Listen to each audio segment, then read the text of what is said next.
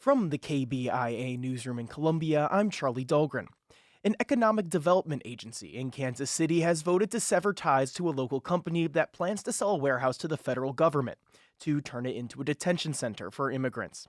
Kansas City company Platform Ventures struck a 20-year tax abatement deal with Port KC in 2022 to build an industrial warehouse in South Kansas City.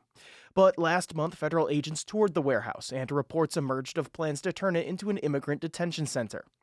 Port KC CEO John Stevens says the agency is doing everything it can to discourage and stop the sale. The buildings that were approved for manufacturing and advanced logistics jobs should not be utilized for any other purpose. Kansas City officials passed a ban last month on permits for any federal detention center within city limits.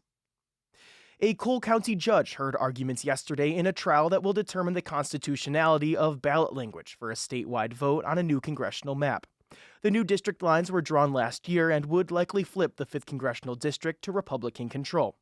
Political campaign committee People Not Politicians filed the lawsuit in November, alleging the ballot language was argumentative and likely to create prejudice.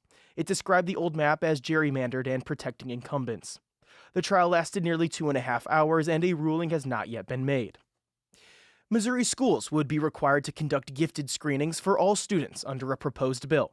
As Sarah Kellogg reports, the legislation, which House members passed yesterday, adds on to existing law around gifted programs in schools. In 2022, the legislature passed a law that requires schools to have a program if at least 3% of its population is identified as gifted.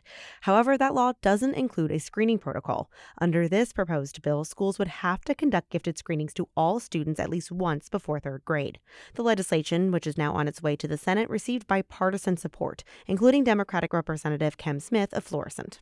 I am one of those teachers that believes that every child would benefit from a gifted education, and this bill helps to identify some of those students who we would actually miss. Schools would have to begin gifted screenings for the 2027-2028 school year.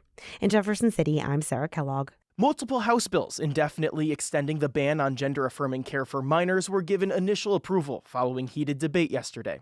The 4 bills seek to remove the expiration date from a 2023 law known as the Missouri SAFE Act. That stands for Save Adolescents from Experimentation.